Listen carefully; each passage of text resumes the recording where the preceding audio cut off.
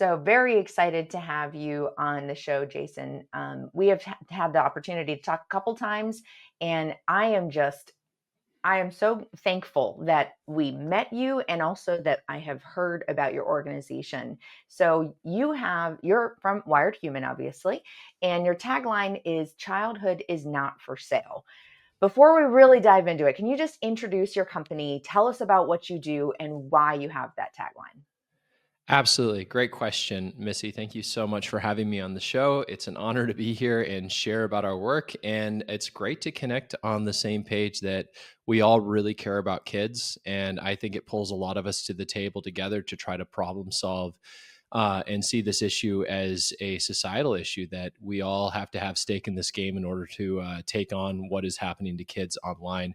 Wired Human is a nonprofit 501c3 that fights very hard to empower kids, to empower parents, to tackle online safety by giving youth voices and parents resources to be able to educate youth on online harms, but build ownership into their kids, and for schools to build ownership into students of answering the question why.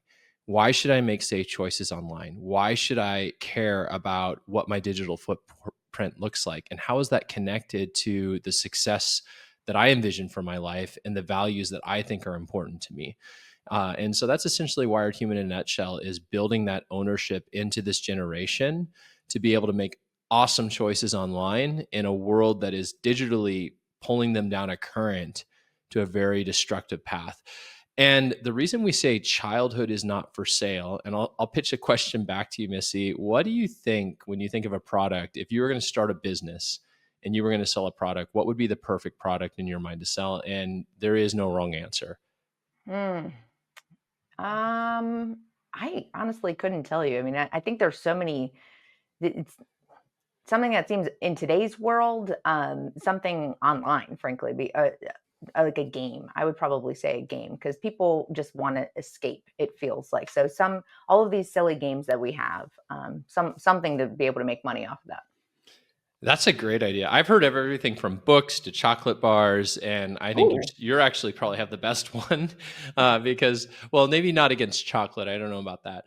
But the tech industry has really figured out, and it's your child's attention. It's their childhood to say, and they have created through AI an incredible harvesting system of attention that's automated and set up in favor of the big tech industry to maximize profit, um, and they don't care how they get it. And so, if you think about it in those terms, like it's basically how we define a predator. A predator is willing to go get something they want, and they don't care how they get it or who gets hurt in the process. And that's exactly what these platforms are like. They advertise something that they say, like, this is going to make your community life better. They give it social media names and things that promise to connect you and make you popular or put you in front of friends, when really it doesn't deliver on anything that it promises.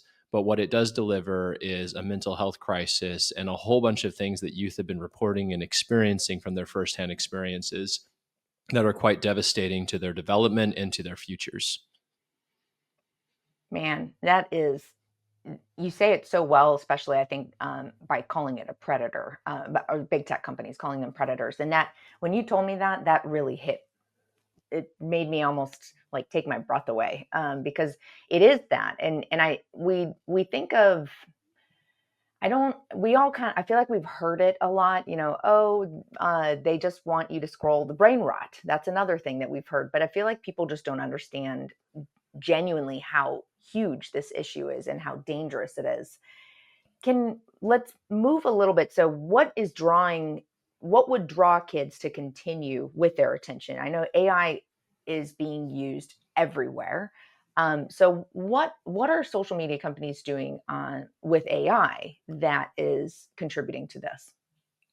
Great question. Well, you have things that are like front facing AI that is, chat GPT and chat bots, and using, apps that allow you to take pictures and change how they look through AI. And or they even have AI girlfriends, and that's a whole theme unto itself that's incredibly unhealthy. But um, when we talk about social media AI, it's oftentimes background AI. It's running and powering the entire system and monetizing the platform and monetizing childhood attention.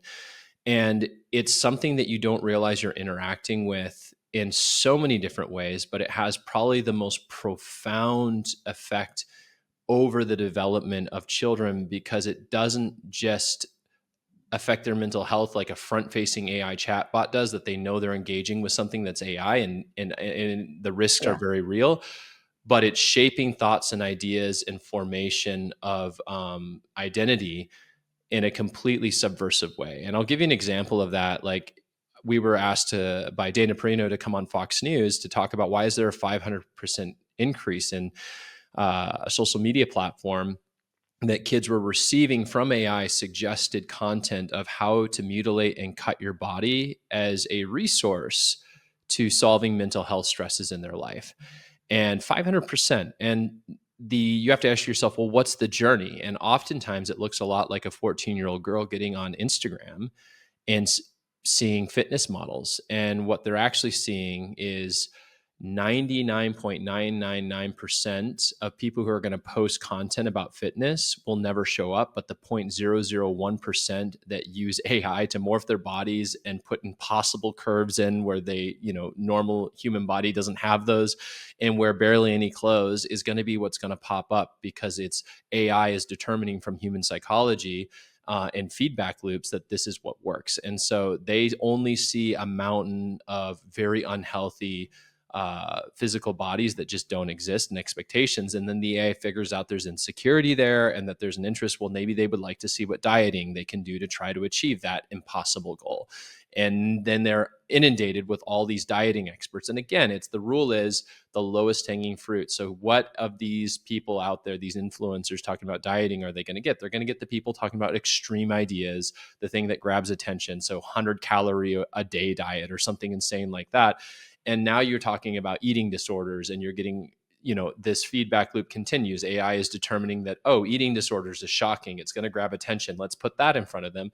And the next thing you know, this, 12, 13-year-old girl is in a full-blown eating disorder and is down this pipeline of all this really harmful content. And the AI is like, okay, how can we keep them engaged? What's next? And it's like, well, have you thought about self-harm to deal with the stress and the pain you're going through right now? And it's like, or pulling out the mental health resources and finding the 0.001% of the most extreme and crazy stuff that grabs attention. And that's people talking about cutting their bodies. And so it's the whole system is rigged that way to take youth down a pipeline to the darkest places because it's the most profitable places. It creates insecurity, vulnerability, and dependence on the product. And ultimately severely harms mental health, identity, and development as a whole. It shapes the way they think for the future and has profound real world consequences in their life, even to the point where suicidal ideation is now just so on the rise. Where I've talked to parents and have been in congressional hearings where there's over 100 parents in the room whose kids have lost their life to suicide because of this type of content and this type of system on social media. And we just saw very recently there was a congressional hearing about chatbots in particular, excuse me, and how insidious that is. And I think a there's something I don't know, I can't think the right way to say this, but somehow it feels like at least you kind of know that you're interacting with AI, whereas when it's through the algorithm and that is analyzing you and looking at all this content and trying to just keep you looking at the screen, it's so much more behind the scenes. That to me feels just so icky, especially with the type of content that is getting put out there, because it is shocking. We all know that shocking sells, and they want to sell attention and keep your attention. And I have to just say, I think it's so interesting as you were talking about this in particular, the idea of body image, etc. I mean, I remember when we didn't have computers, or there were significantly fewer computers. It just wasn't internet wasn't quite the thing that it is nowadays. And instead, what did we talk about? Photoshop of magazines and how dangerous that was. Like, this is not a new concept. Yeah. Have known for a long time this isn't a good thing to do. It's not healthy for children to see that, and just society in general. And it is unfortunate that that it's gotten so bad. So you do a lot of work with families and schools. You have such a cool program for how you help uh, kids and empower kids. Can you talk a little bit about how you do that, what your organization does there? Yeah, so we're one of the few organizations that, when we work, our central focus at all times is that we take a table, a mental table, a conception of a table, and we place the kid on the table and say, at everything we do, in every context, in every event, in every educational resource, they are the center of how we think. How is this affecting them? How are they the most important in this situation? How can we provide the best outcomes for them? And one of the ways that, or that's materialized itself in what we do, is we realize that making them part of the discussion and recognizing youth voices, because they're spending the most time behind these screens. I mean, the research says up to 10 hours a day behind these screens. They're the absolute experts, and giving them purpose and meaning to be able to talk about these experiences while educating them about the why it's so important to make better choices online in the context of the digital world that they were born into, and helping them first see the problematic things that we just talked about now, that there's a lot of manipulation and a whole bunch of sort of this con of, I'm going to tell you that here's a product that's going to make your life better, when it doesn't actually deliver on anything it promises. And being able to bring youth on the journey of answering the question of, this is why it's important to make good choices, and this is why those choices actually directly impact what I really want in life, and helping youth through education to realize that I can actually have the power to build boundaries around technology that will ultimately get me what I really want in life. And so if I know that my grades are falling because of my smartphone, that maybe it's not a good idea that I go to sleep with my smartphone on my nightstand. And so that's just like a simple boundary that would support where I'm headed with my life. And so that type of concept and thinking has materialized into a whole education program that we do in schools, that we educate on 9 different modules. And ultimately, through that education, we challenge kids to take on a leadership role, and be a part of the active discussion of how to build a screen safe school, how to build screen safe communities. And then from those youth, we're inviting youth to come to DC with us, and we host a DC roundtable where we bring in national leaders from all different backgrounds, whether it's policy, to big tech industry themselves, to lawyers, to academia, to come and hear the perspectives of youth and respond to their needs in actionable ways. So that's a little bit of the way that we work within youth empowerment and education to produce real world results, but also to train up youth in purpose driven approaches to digital media. I love that. I'm hearing as you talk, agency. You're giving kids personal agency and responsibility and ownership of their life instead of us just dictating. This is as parents, and there's a certain amount of that as a parent. You have to set boundaries for them and provide rules, etc. But it is so wonderful to hear about how you're empowering youth to take ownership of their life. Like I think that's so cool. So you have had, obviously you've probably heard a lot of stories because you have quite a few amazing youth. I've gotten to see some really great pictures of your groups. So what do you have anything or some anecdotes you could share? What are some of the most eye opening stories you've encountered, and how's that changed your own parenting? Yeah, absolutely. I mean, I could go back all the way to the very beginning of why we got started in this in the first place. My wife is a teacher in 2014, and I was working as an educational expert in school systems with kids with behavioral disorders and learning disabilities. And we just got the biggest eyeful of how a smartphone in every middle schooler and high schooler's back pocket was affecting their development.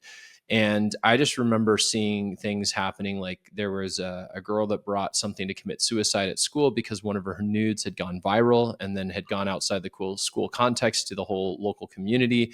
And she just didn't see the hope in living anymore, all the way from uh, they're using these platforms and chat groups and meeting strange men online, where a 14-year-old was Ugh. on her way to meet some middle-aged guy in his apartment, and was able to stop that. And then anything else from 11-year-olds that were acting out porn scenes together because they thought it was hilarious and were so numb. And so this is back in 2014. And my wife and I were like, what is going on here? And this is like, we always called it the thumbnail because these are things we caught like in the hallway or in passing or Oh my overhearing a goodness. student talk about something. And then we're like, this is probably just like a 0.001% of what's actually going on. And then realizing that there just isn't a lot of resources out there. So that kind of started the whole journey. Um, and then as we've pulled you together, as we engage with you together, it was just, I mean, I could go through the list of the parents that I've talked to who've lost kids to suicide, all the way to one of our youth coalition members talking about how his brother had lost his life to suicide because of what was going on social media, and shared at one of our roundtables. And so I think the reality for me is really strong that mental health issues and things coming out of what's happening with AI powered social media is very real, but it's also a life threatening situation to some youth who are already vulnerable and facing difficult situations. I think social media is like pouring gasoline on the fire of their mental health difficulties. That's a great way to say it. That really is. I think that too many parents are living in this. They just don't realize how genuinely dangerous it is. You think, oh, it can't be happening to my kids, and I can say I've had some personal experiences with my children. This topic really hits home for me when I was doing some research for some books like our featured book club, etc. One of the books I read was American Girls by Nancy Jo Sales, and oh my goodness, it just because that's from 2014, and I was hearing these phrases she was saying, and I'm like, wait a second, I remember my kids saying that, and I thought I was staying on top of it, being an involved parent and everything, and I was being involved, but I didn't realize just how much I didn't know, and but I think the thumbnail is a great way to capture it because that's exactly right. So how should parents be thinking about video games and social media? Would you say is there a right age or some sort of readiness checklist for kids before they get access to tech?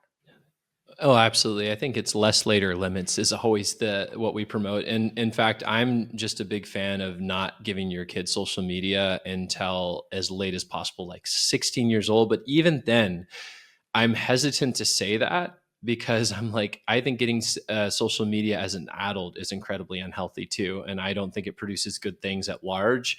But I also understand that and this is where realists at Wired Human, that we have to be able to learn to use these things as tools at some level, because whether you're going to work for a business someday, or for an organization, even Wired Human itself has an Instagram channel because that's how we disseminate in today's world our information and share with other people. And so there has to be a realistic nature of this, that we want our kids to learn how to use these things while they're still in the house. Like, don't do that thing where they get to college and explode, but it's also find the balance that don't give them a smartphone.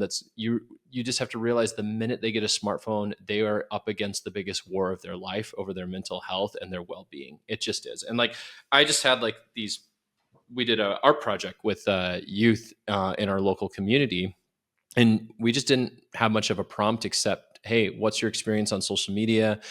You're welcome to paint or draw, how you feel about using social media. And if you have negative experiences that you find difficult to express, you're welcome to use art as a medium to express those. And these are like, all different backgrounds of kids. And I just was like, had them next to me and I thought I would show it. But like, this is a high school student that, obviously didn't have the artistic ability to make a masterpiece, but this communicates really clearly how they feel about being on social media. And this Yeah. was another high schooler that took out his cigarette lighter and burned a hole through his heart, just saying, like, Oh, this is how I feel being on social media. And I found it interesting because girls kept writing the same things. Like, I had like 4 renditions of this, all oh, separately, of all these eyeballs pointed at a body, just feeling like they are completely judged by their appearance and not for who they are. And I could go on and on and on. Like, there's just so many crazy. I have like a whole stack of about 30 of them here. Uh, but that might digress a bit too much from what we're trying to accomplish today. But I just feel that when youth have a chance to express themselves, we really see the real damages this is causing. And I'm sorry, I was so interested in showing you that I think I lost the original question you had asked. Oh, no, you pretty much answered it, of whether or not, like, what should parents think about video Oh, games right. and social Yeah. media and the Yeah. readiness age? Yeah, the one thing that I would also recommend is we have a pyramid resource that we use at Wired Human, and there's all these checklists that I would base when I would give my kid a smartphone, because so much of it has to do is when they develop that connection to their prefrontal cortex that is logic and planning and self-control and long distance thinking, and all of these things need to be exercised like a daily muscle, like doing push-ups every day. And so you look at it in the family home. Does your child have responsibility in the family home? Do they treat you with respect and their siblings with respect? If that baseline's there, that's a great sign. The next one is, are they able to self-manage their homework and the media things that they have available to them already? Like, if they're watching a show, do they turn it off when you say, hey, after that show's over, you got to turn it off and come and do your homework? And if they could just go and do that without all this extra prompting, these are all good signs. And seeing how they're relationally in school, if they're handling themselves well in school and showing maturity, showing follow through. We have this pyramid, it keeps going up. And if they're mastering all of those things, those are great signs that they'll be able to have a lot better chance of succeeding with social media products in their later high school years. But if all of those things are failing, then you can imagine giving them a smartphone that has pornography and everything imaginable at the fingertips of their hand. And then you're saying, like, exercise self-regulation is not going to Mhm. happen unless it's been meticulously expressed in their everyday lives. And so Yeah. that also helps parents, because if you can articulate that to your kids before they get their smartphone and be like, here's the things I need to see in order to get a smartphone, it needs to be consistent behavior of responsibility and showing external awareness for others. um, Creates good motivation too for mastering some of those skills and seeing it like a muscle to be exercised. Nobody's going to be perfect. We're all going to drop the ball here and there. But if you see consistent exercise of those skills and those skills developing, then it's a great, great sign that they're ready to embark on that journey of learning how to do this well with your support. That's really a good point, honestly, you're going back to, I remember that idea of readiness and looking at those different skills and those types of, responses and taking ownership, and, there's a number of different parenting books and articles where I had read that list those kind of things just about really anything, and not just a smartphone. So it's common sense is really what you're talking about, of that I hear, and making sure that, although common sense isn't so common anymore, it seems. Of course, we hear that a lot, but that we really do need to get our kids, or just ensure that they are taking ownership, being personally responsible.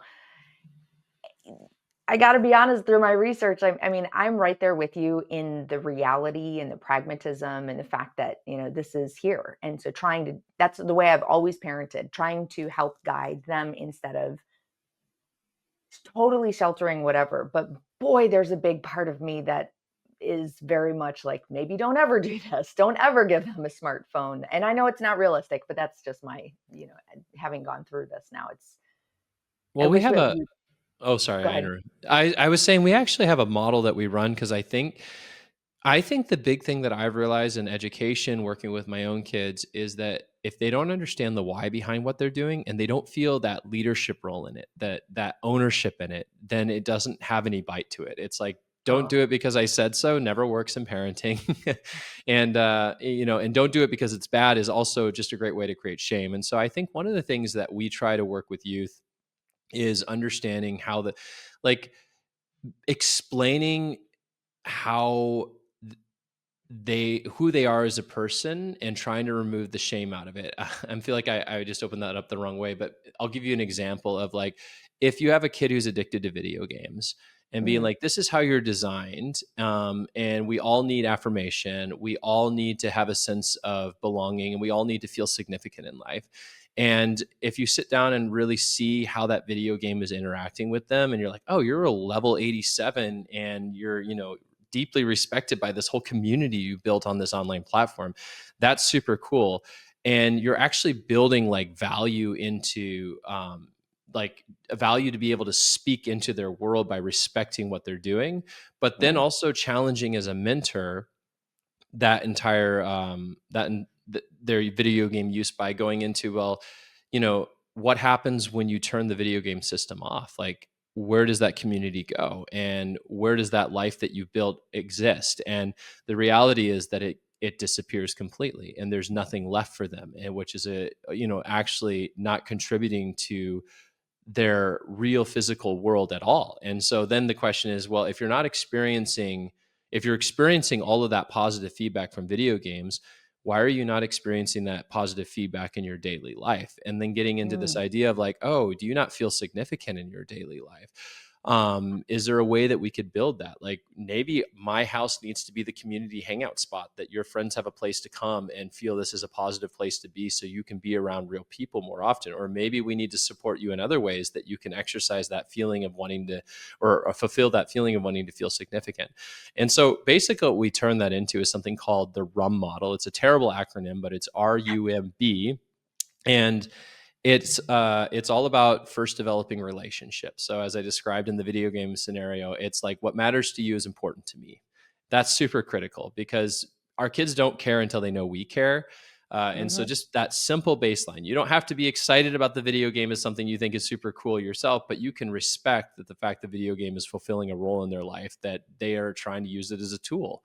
And the next one is understanding. And in that same context, it's like understanding what core fundamental human needs they're meeting through that video game is super important to that feeling of feeling respected and feeling like seen in what they're doing.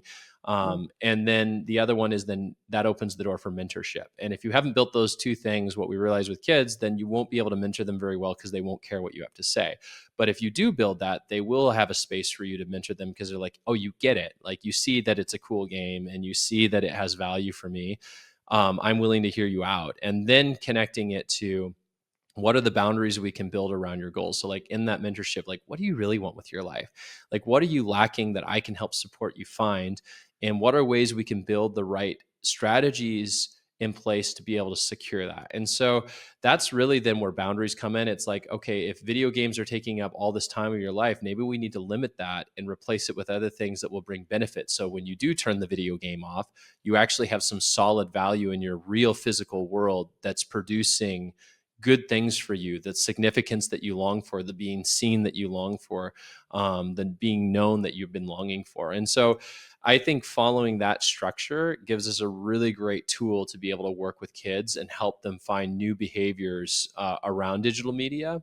But the inverse of that is what we typically see, is throwing a boundary out right away before going any of that process, which is you rip the video game system out of the wall and you put it up on a shelf somewhere.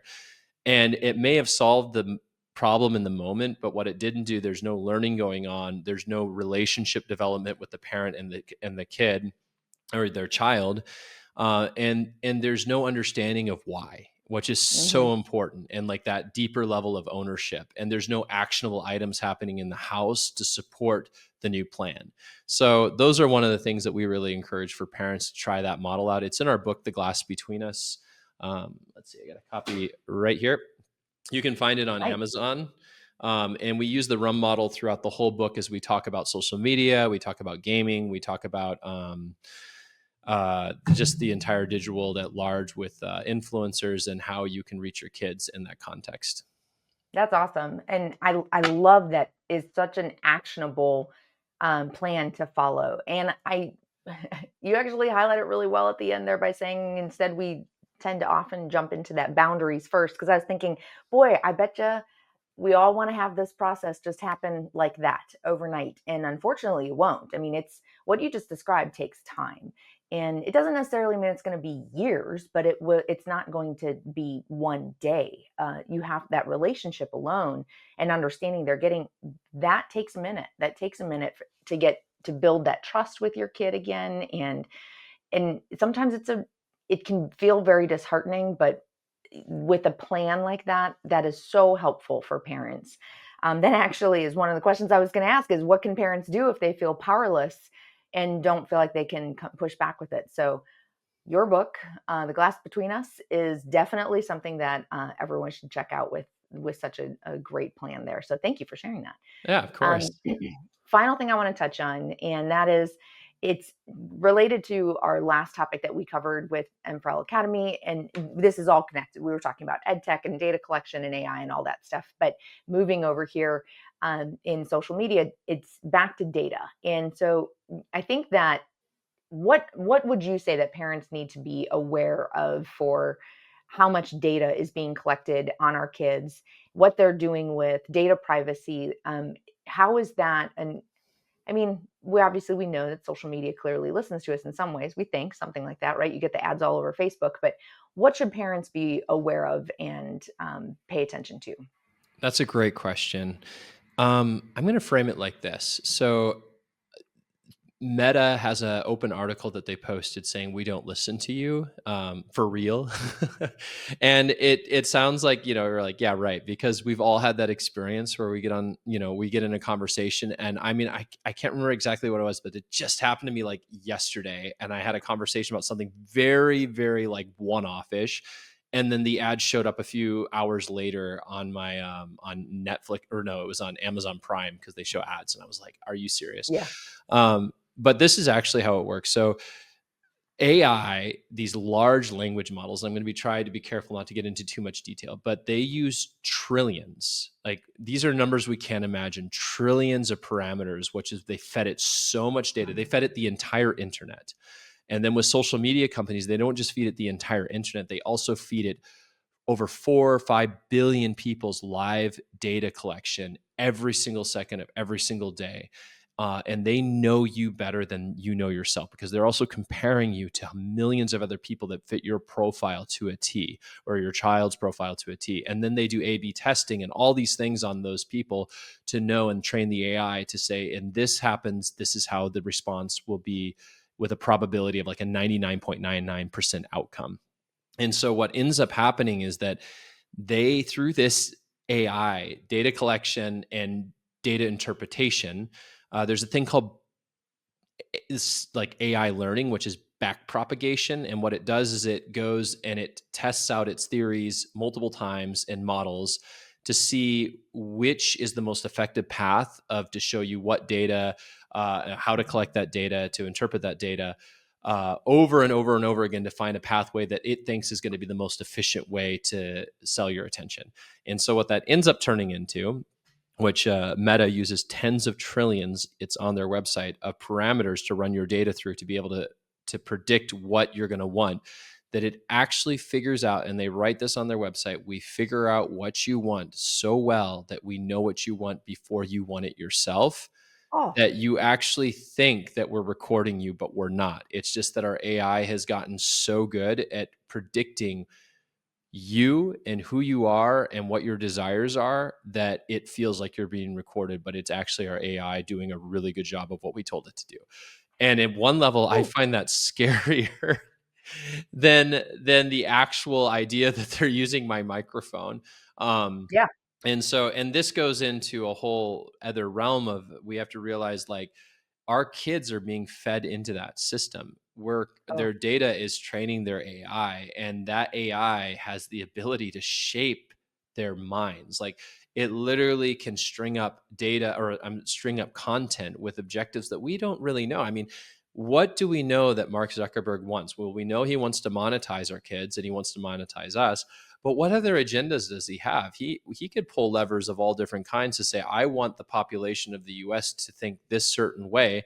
So he can hmm tweak his algorithms to basically um, groom your children to think and believe and behave certain ways for the future that benefit his objectives. So I think if this all sounds really scary, but it's yeah. absolutely the truth of what's going on right now on social media platforms.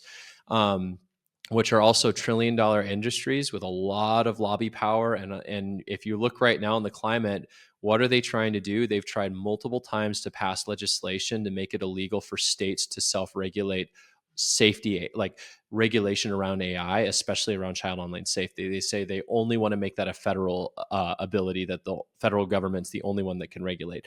It got thrown out almost by the entire Senate every time they found it. And they're now putting it in the defense bill, which we know has to go through. And so it's like they're trying to make it so we can't regulate their ability to do these things. And so I could get in a whole other thing, but just realizing that when you give a kid a smartphone and you put them on social media, that is the type of world that they've just entered. And that is the hand that is going through your front door. It's the most dangerous neighborhood you could ever place your kid in, is a kid alone at home with a screen in their bedroom.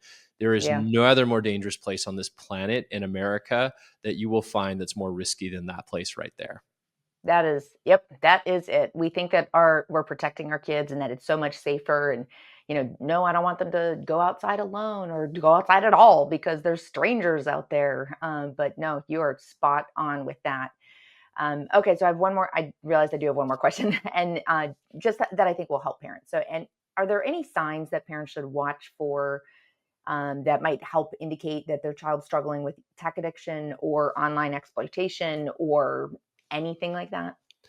Absolutely. So I work with a Dr. Gupta. She's on our, she's Tennessee based, and she's on our DC roundtable. And she is a endocrine specialist, and so she is really aware of how the dopamine system is affected by this technology. And so if you think about the tool and mechanism that these technology companies are using, is basically dopamine regulation. And dopamine regulation has all kinds of effects on our human behavior, everything from muscle regulation.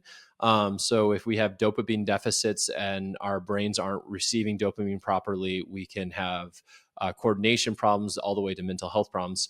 So, anyways, if you think about a smartphone and social media, is that's the entire game they play, is releasing variable amounts of dopamine in certain ways to be able to addict a child to being dependent on their product. So if they're sad, if they're lonely, if they're scared, if they're depressed, if they're anxious, the first thing they're going to want to do is pick up their phone.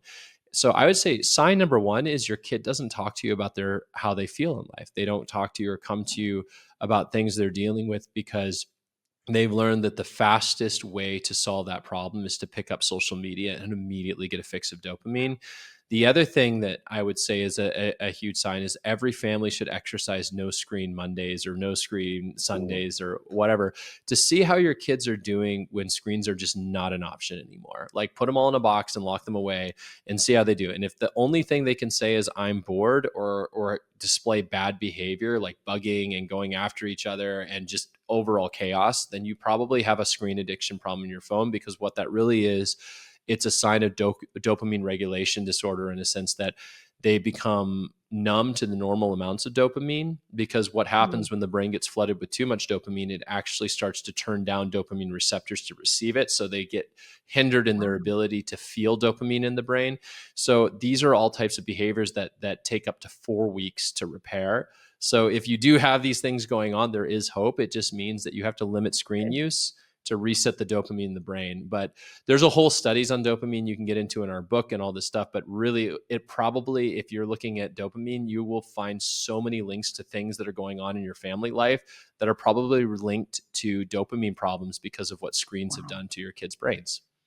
Wow, that dope. Okay, so thank you for finishing it with hope, though. That's good to know that it's recoverable because I was listening to that thinking, gosh, I really hope that's something that is not irreversible. So that's a relief that, and our bodies are pretty amazing. So it makes sense that it is something that can be regained or healed.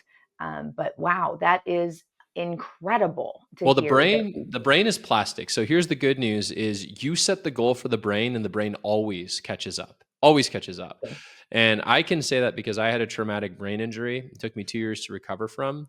Uh, Wow. and I set the goal for myself that I was going to get over this thing and I was going to beat this thing, and ended up learning multiple foreign languages and doing a master's degree and all kinds of fun stuff, wrote a Wow. book.